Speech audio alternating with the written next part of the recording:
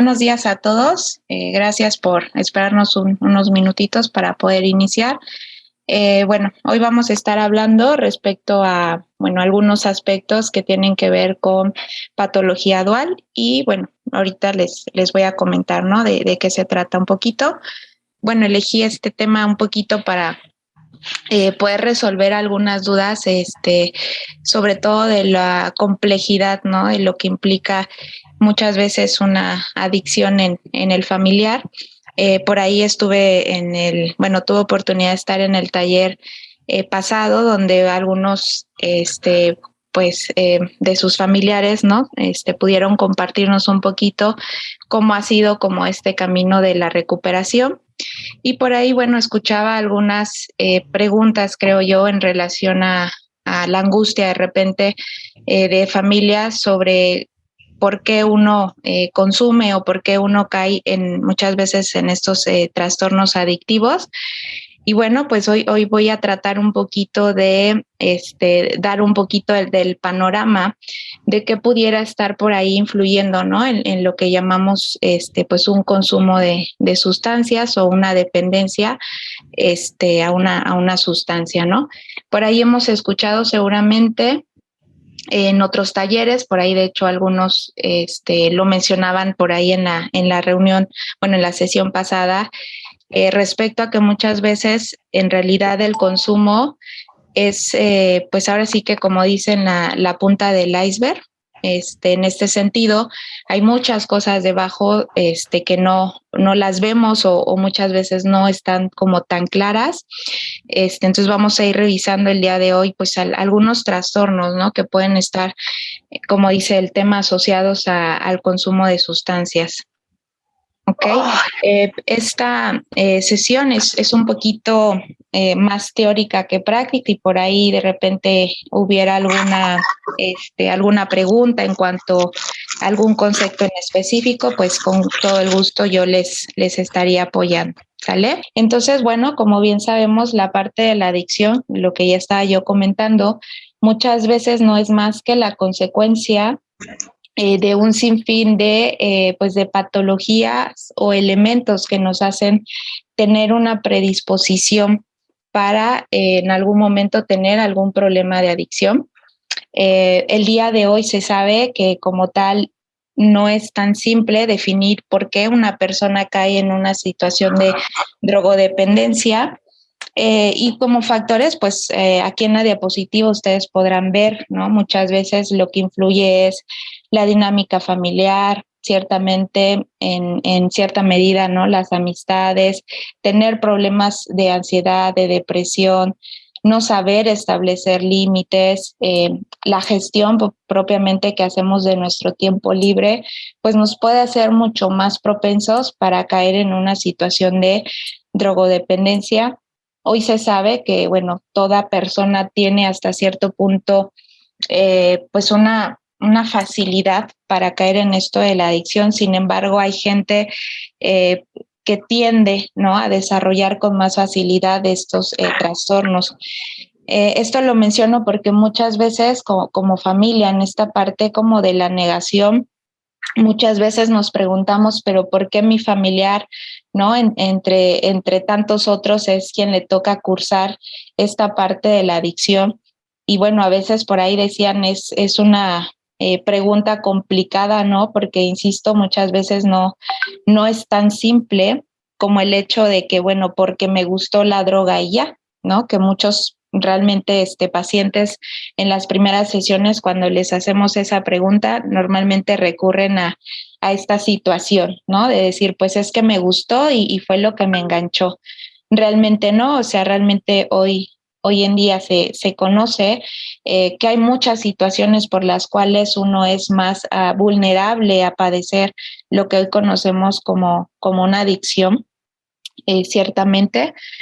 Y en ese sentido, hoy como tal, pues la ciencia, por así decirlo, la psicología, la psiquiatría, no hablan de una única respuesta, de decir, su familiar es drogodependiente por esta causa en específico. La realidad que hoy en día se habla más bien de un conjunto de elementos a los que les llamamos ya sean factores de riesgo o factores protectores, que insisto, son únicamente una cuestión que pueden predisponer a nuestro familiar a padecer esta parte.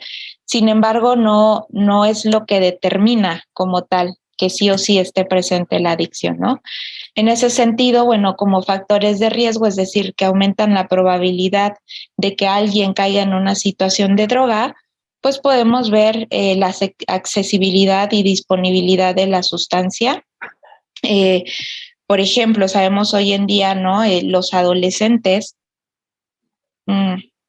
están teniendo mucha más facilidad para conseguir cierto tipo de sustancias que, bueno, anteriormente quizás nosotros imaginábamos, ¿no? Que hubiésemos tenido esa posibilidad de conseguir esa droga. Ya hoy en día, pues ya no se reduce quizás únicamente al alcohol, ¿no?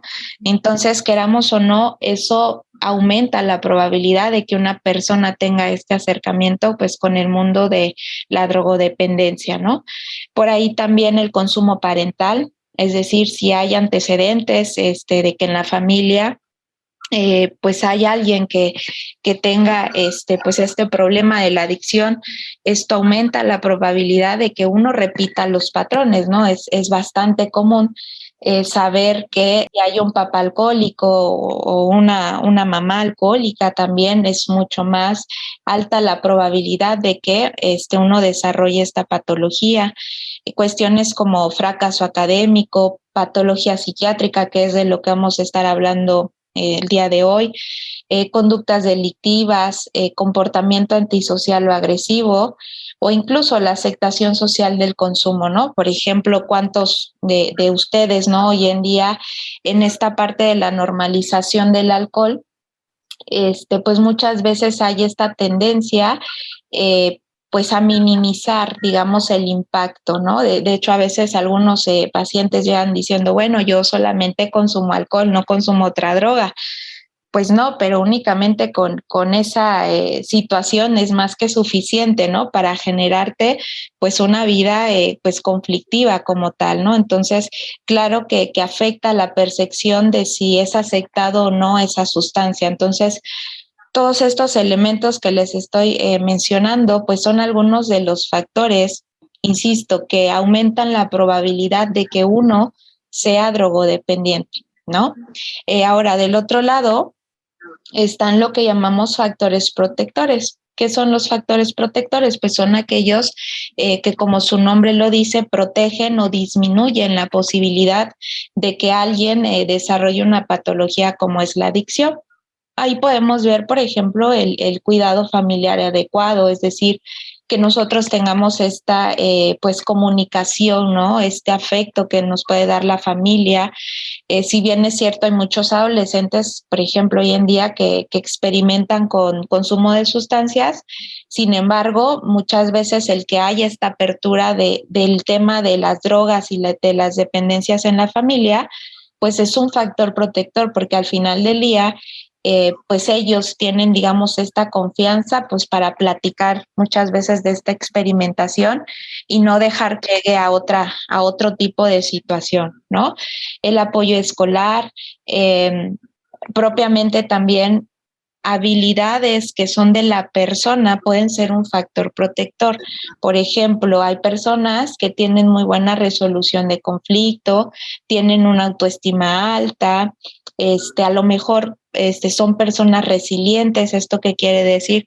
Que son personas que ante una problemática pues sacan un aprendizaje, ¿no? Saben sobrellevar de alguna manera una situación conflictiva. Entonces, esto tarde o temprano pues resulta una cuestión protectora, para que uno no desarrolle esto que llamamos drogodependencia, ¿sale? Estos factores de riesgos o protectores, como ustedes lo pueden ver ahí en la diapositiva, podemos dividirlos, ¿no? Según el ambiente. Pueden ser desde el ambiente individual, que era lo que yo les comentaba, ¿no? Aspectos de la propia persona que lo pueden hacer pues mucho más tendiente a desarrollar la drogodependencia, o no. La familia, los compañeros, que es la parte social, la escuela o incluso la comunidad, perdón, son los ambientes o son los factores en los que podemos como dividir, ¿no? Estos como factores de riesgo o factores protectores.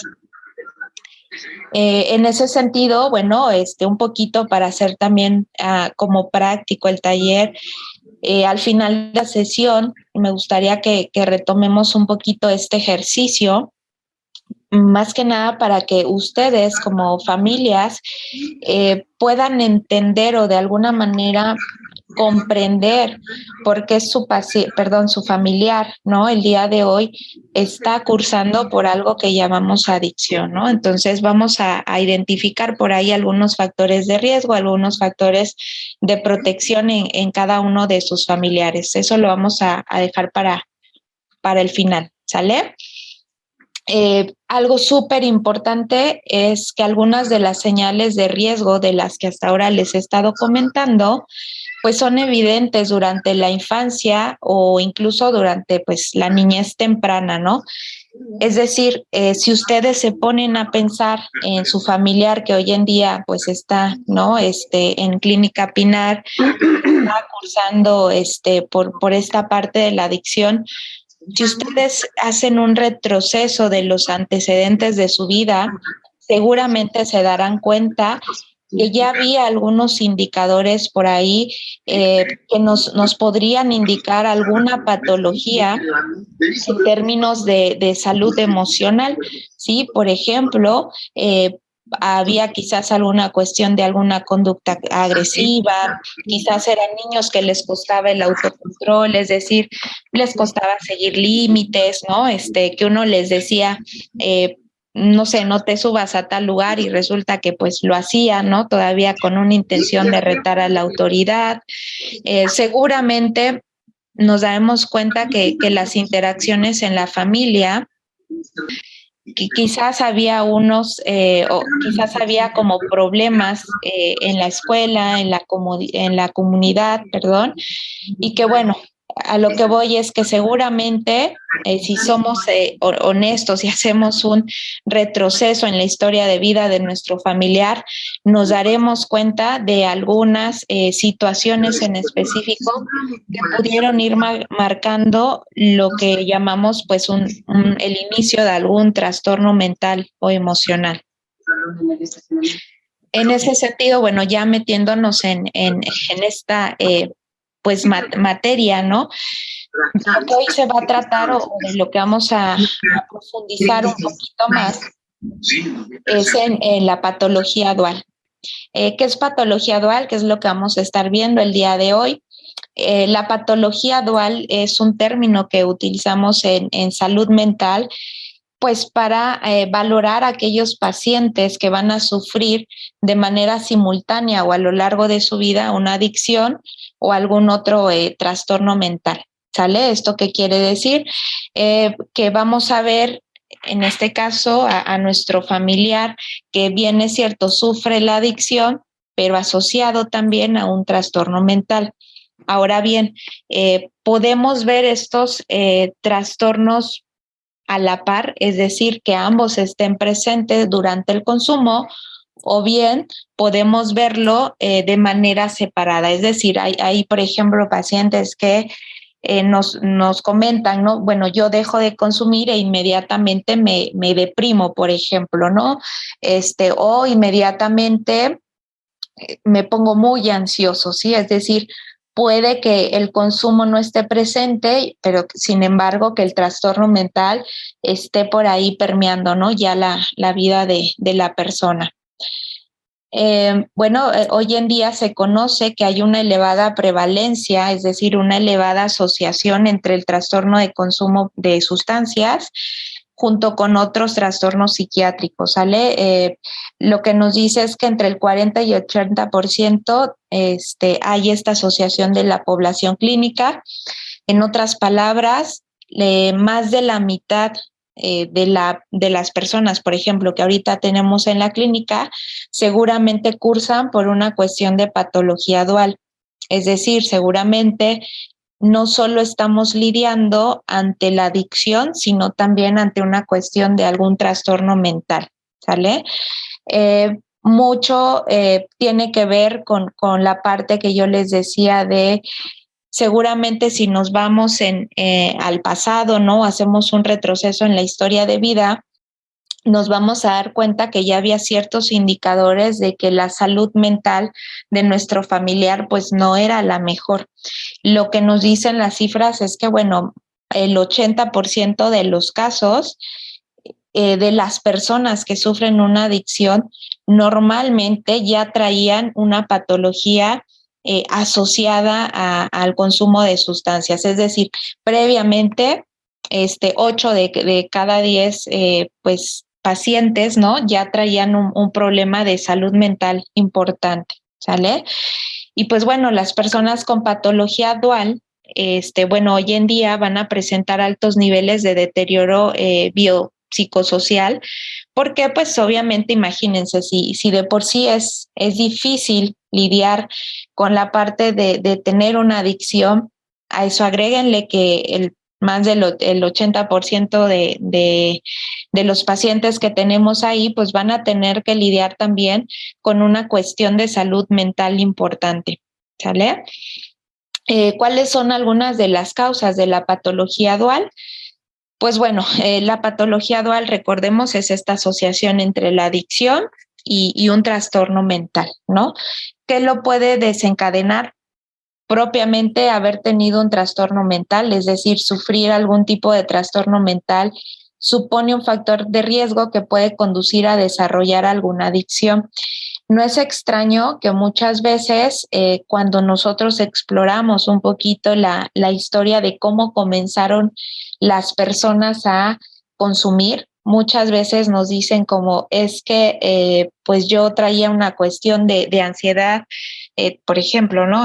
Tremenda, que no sabía cómo canalizar, me sentía muy estresado o me sentía muy deprimido, no sabía cómo resolver conflictos y entonces el consumo era una manera de aliviar estos síntomas que yo tenía. Ajá. Entonces es ahí en donde pues poco a poco la persona se va metiendo a un patrón adictivo y entonces lo que tenemos es que primero presentó un trastorno mental y posteriormente pues desarrolló esta parte de la drogodependencia, ¿vale?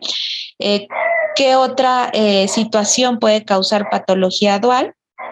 Propiamente el consumo de sustancias, es decir, habrá personas que probablemente en cuestión de salud mental, no viéramos como tal un trastorno, pues un trastorno recurrente o muy marcado.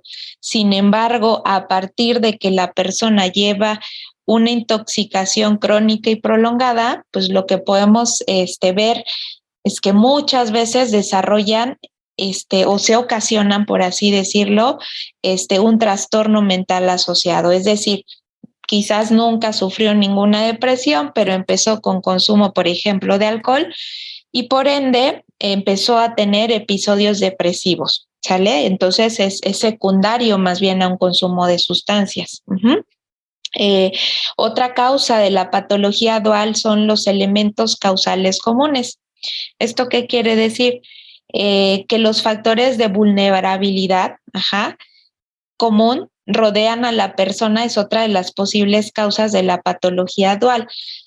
Es decir, estos pueden facilitar la aparición de un trastorno mental o una adicción. Es decir, muchas veces hay cosas en el contexto, en el ambiente de la persona que puede hacer tendiente a que sufra ya sea una patología mental o una adicción. Es decir, tiene esta predisposición de sufrir ambas, ¿sí? Por ejemplo, una cuestión hereditaria, ¿no? Si, por ejemplo, mamá cursó siempre por cuadros de depresión y papá tenía quizás esta predisposición o me heredó esta predisposición a desarrollar adicción, pues bueno, ambas patologías tarde o temprano se iban a presentar, ¿sale? Y finalmente podemos ver el caso de que sean trastornos independientes, es decir, hay casos en los que no se puede encontrar ninguna causa-efecto entre la adicción y el trastorno mental. Esto, por ejemplo, se ha visto mucho en los trastornos psicóticos. Normalmente la persona, por ejemplo, puede desarrollar una esquizofrenia y por el otro lado su consumo de sustancias no necesariamente fue secundario a su esquizofrenia, simple y sencillamente se desarrolló a lo largo de la vida de esta persona y entonces llega un punto en el que coexisten, es decir, se encuentran ambas patologías y pues bueno, tenemos lo que llamamos patología dual, ¿sale? De acuerdo con la Sociedad Española de Patología, los trastornos más recurrentes son la depresión, la ansiedad, el trastorno obsesivo compulsivo, el trastorno por déficit de atención e hiperactividad y bueno, los trastornos de personalidad. Eso es lo que más vamos a ver en cada uno de sus familiares. Voy a tratar de explicar como muy brevemente de qué se trata estos trastornos, porque la realidad es que si bien es cierto, hoy en día hay como mucha más información, por ejemplo, hoy en día a partir de lo del COVID, mucha gente hablaba, ¿no? De la ansiedad y yo tengo ansiedad o mi vecino tiene ansiedad. Era un término bastante ya utilizado, ¿no? Con bastante frecuencia, pero muchas veces realmente desconocemos qué síntoma tiene que ver realmente con ese trastorno. A veces llamamos ansiedad a algo que ni siquiera lo es, ¿no? Entonces, por eso es importante que ustedes como familia, pues más o menos tengan el contexto sobre qué síntomas, en específico podemos encontrar en cada uno de sus familiares y sobre todo entender que si hay una patología dual, a lo que nos vamos a estar enfrentando no solamente es a que mi familiar deje de consumir, ¿sí? Y en eso entra pues también la expectativa de la recuperación. A veces creemos que con que mi familiar deje de consumir, eso va a hacer que él cambie, pues totalmente su personalidad, ¿no? En muchos casos no es así. Si bien es cierto, el estar intoxicado con una sustancia propiamente distorsiona el comportamiento, distorsiona la personalidad.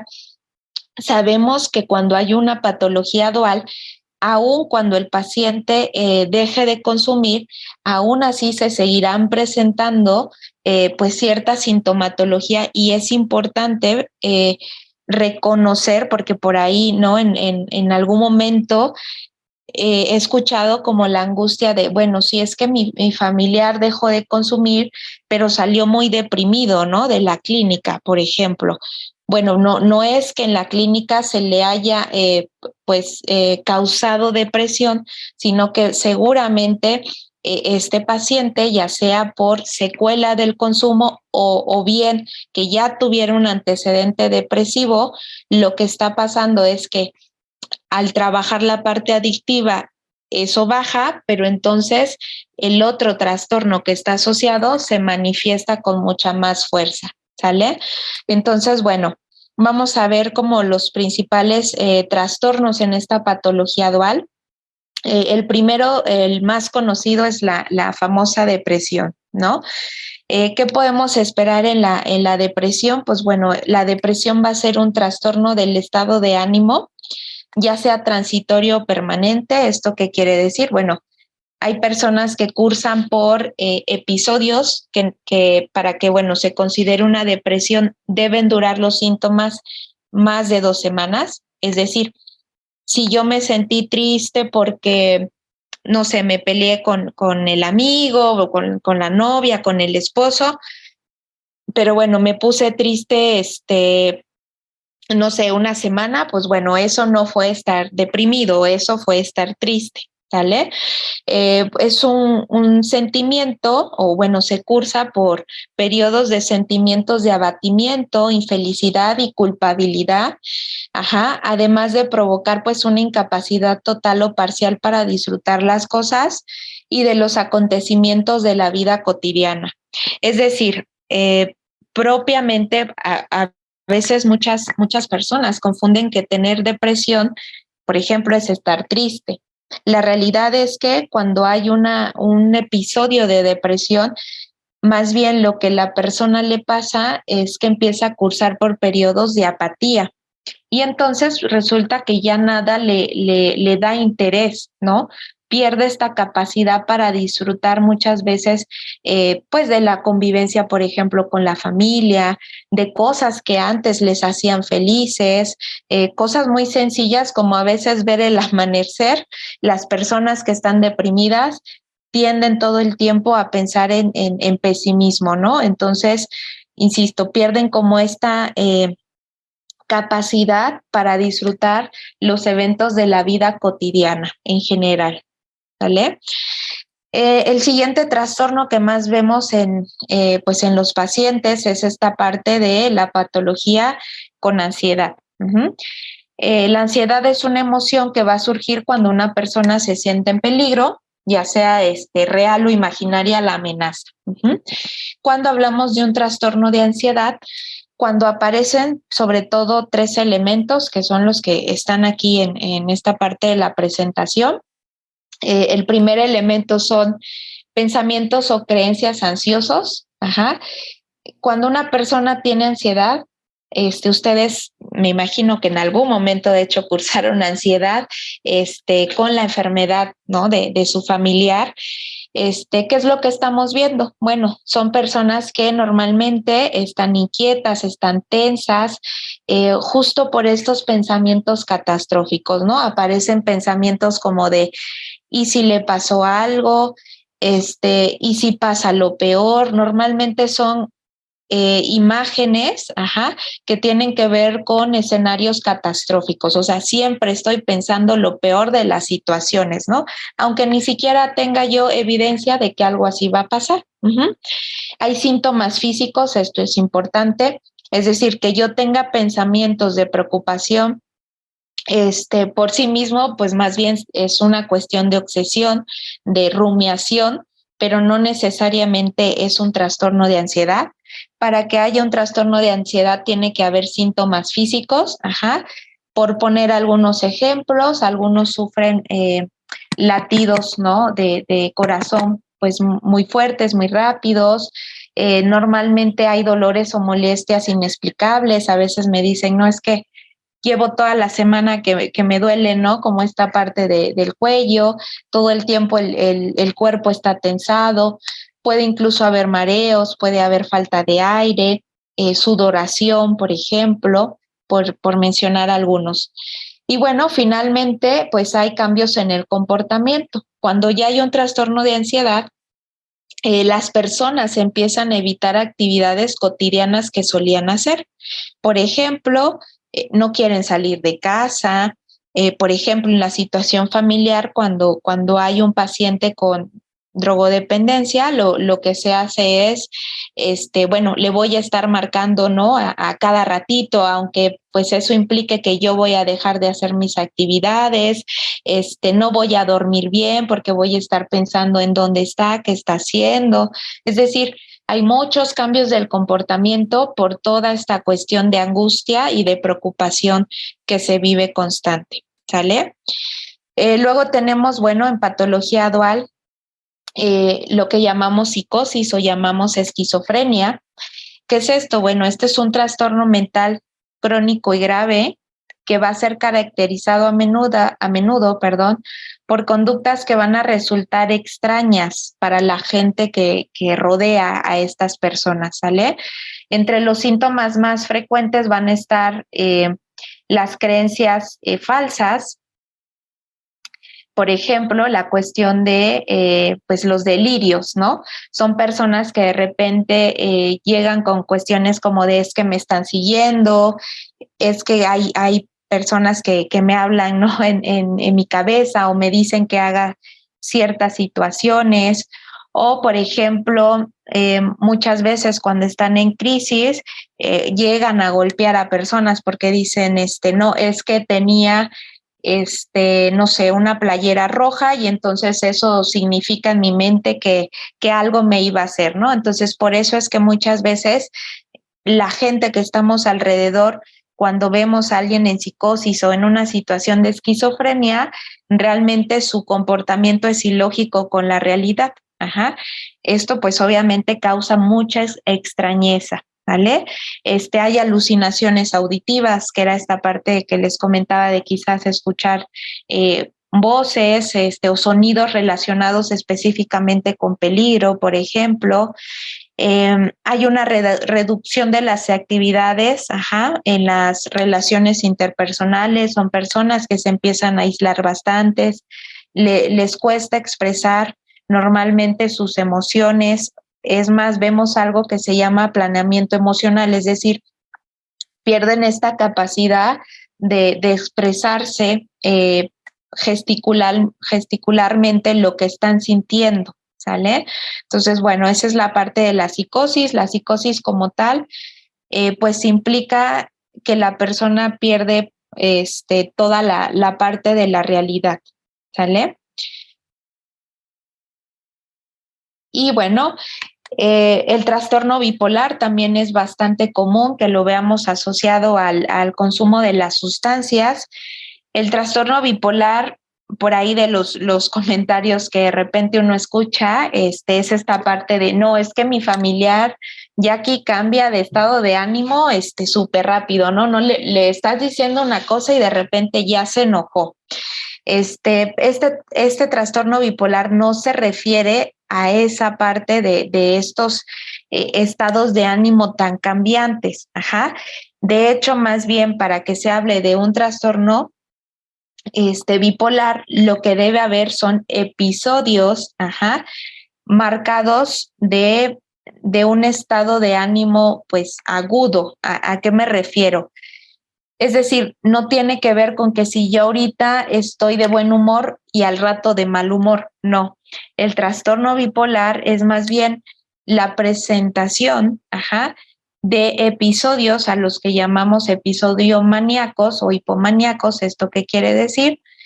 La persona está extremadamente, vamos a ponerlo así, feliz, pero a un nivel en donde incluso la actividad motora es diferente, ¿no? Son personas que van a ver de un lado a otro, ya están haciendo planes de un negocio que a lo mejor es irreal.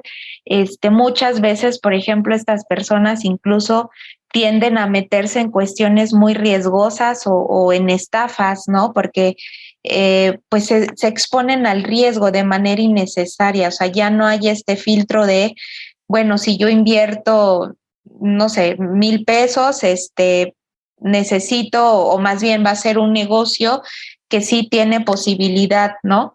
Realmente ellos pierden esa capacidad de ver la realidad, a veces hacen viajes de manera inesperada, ¿no? Entonces la familia de repente cuando están en estos episodios dicen, bueno, ¿dónde estás? No, pues ya estoy en otro estado o ya me fui a vivir con tal persona, es decir, pierden totalmente esta anticipación de consecuencias y bueno, normalmente estos episodios se ven también marcados de insomnio, es decir, pues la persona como está expansiva en este sentido de su estado de ánimo demasiado alegre, no puede dormir, no puede conciliar el sueño.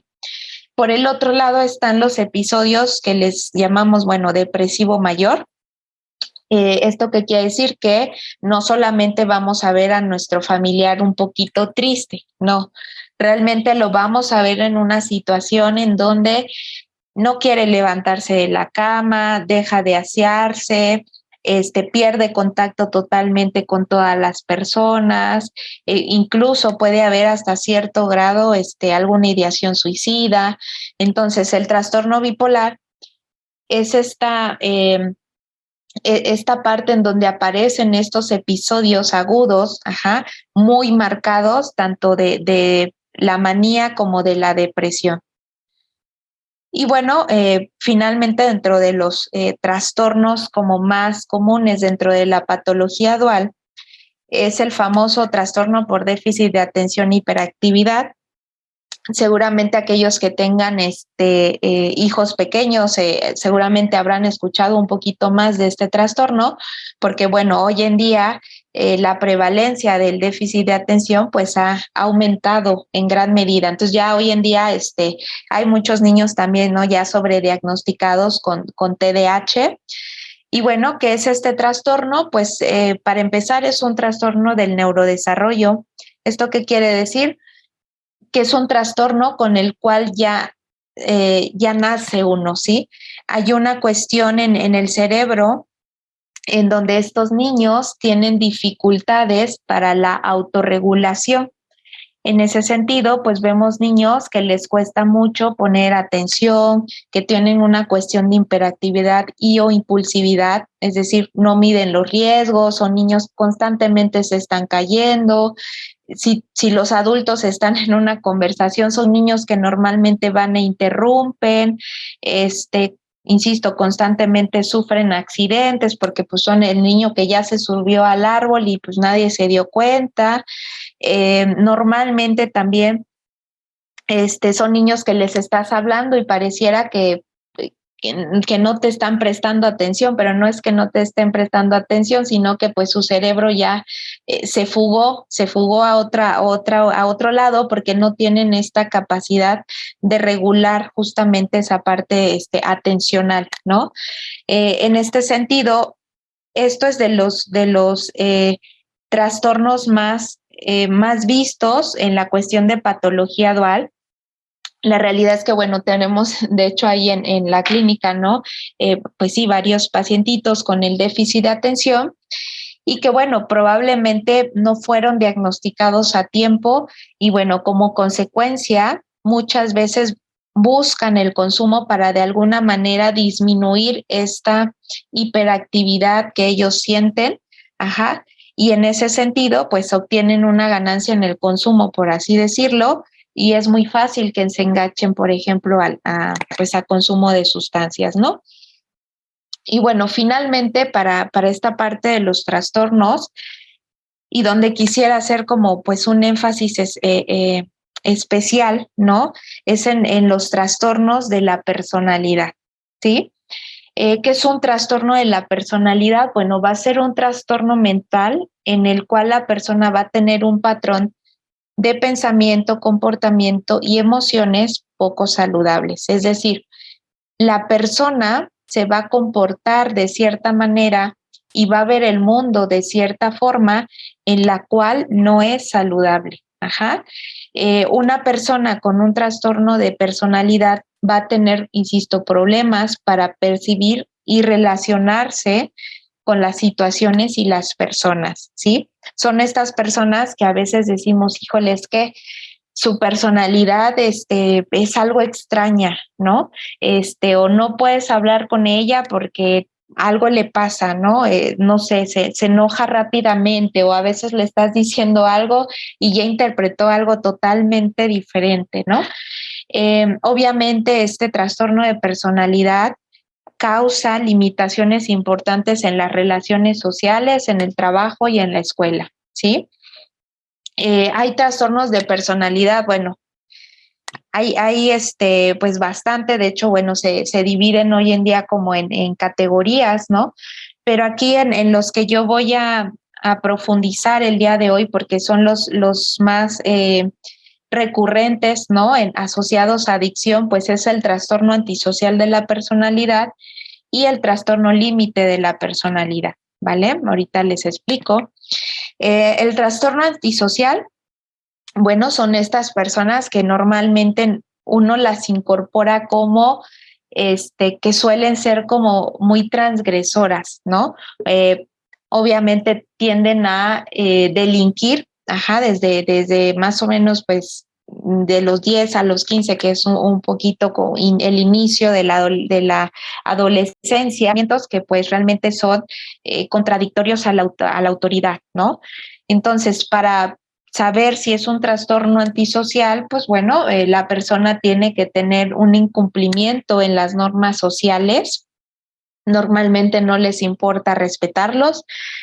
Bueno, ahí vemos, por ejemplo, algunas personalidades antisociales en la clínica, ¿no? Donde buscan manipular, chantajean, muchas veces buscan salirse siempre con la suya de cierta forma, manipulan incluso a veces para al grupo, ¿no? Para pues gestionar el conflicto dentro de la clínica, etcétera, etcétera, ¿no? Normalmente tienden a recurrir al engaño, ¿sí? Mienten de manera repetida, hay una cuestión de impulsividad,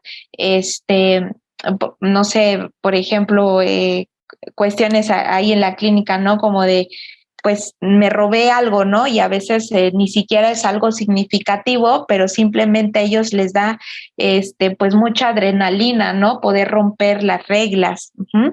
Son personas que normalmente están irritadas o agresivas, ajá, sobre todo cuando pierden esta parte de manipular el contexto, pues suelen ser personas que se vuelven bastante, pues sí, agresivas, ajá, iracundas. Hay una desatención imprudente de la seguridad propia o de los demás, hay una irresponsabilidad constante y bueno, lo primordial aquí es que hay una ausencia de remordimiento. O sea, hay estas personas si pues les preguntas, ¿no? Como, bueno, ¿y qué sentiste de haber robado o de haber transgredido? Pues normalmente te dicen, no, pues nada, es que ella me buscó o se lo merecía, ¿no? Es decir, siempre hay una parte de justificación o de alguna manera buscan una cuestión racional y lógica en la que ellos se justifican de por qué hacen lo que hacen. Y pues bueno, finalmente el trastorno límite de la personalidad, o bien llamado borderline. Bueno, es uno de los trastornos de personalidad que hoy en día, pues más gasto incluso producen, ¿no? En términos de salud pública, en términos de salud mental. ¿Por qué? Porque, bueno, son personas que normalmente están en una inestabilidad en general en su vida, en las relaciones interpersonales, en la autoimagen, en los afectos. Hay una impulsividad intensa, ¿sí? Entonces son personas que constantemente las vemos cambiar de discurso, las vemos cambiar de amigos, de trabajo, de estado de ánimo, de identidad, incluso, ¿no? De repente se comportan como la persona más linda del mundo y de repente ya son alguien que están pues bastante agresivas, por ejemplo, ¿no? Hay mucha esta inestabilidad y pues bueno, algunas características que podemos ver son un miedo intenso al abandono. De hecho, bueno, son personas que vamos a ir viendo ahí, muchas veces recurren a la autolesión. Entonces son estas personas que muchas veces es, si me dejas, me mato, ¿no? O me voy a hacer daño, o voy a lastimar a alguien más. ¿Por qué? Porque hay un miedo, vuelvo a esta parte intenso a que sea abandonado, ajá. Hay cambios rápidos de identidad, vuelvo a esta parte donde nosotros le llamamos, hay una personalidad muy camaleónica, es decir, según con quien yo esté tratando es mi identidad o mi personalidad, son muy cambiantes, de repente te pueden, así como te pueden amar, de repente te pueden odiar, ¿sale?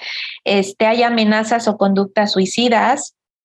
Hay sentimientos continuos de vacíos. Cuando hablas con estas personas, normalmente hay mucha insatisfacción en su vida. Ellos relatan que hay una cuestión como de vacío crónico que no saben de dónde viene. Y normalmente también se puede presentar lo que llamamos un enojo intenso, inadecuado, ajá, sobre todo cuando se sienten transgredidos o sienten que puede haber una cuestión de abandono. Son personas muy iracundas, no saben cómo gestionar esta parte del enojo, ¿vale? Entonces, bueno, pues es complicado, ¿no? Lidiar con los trastornos de personalidad.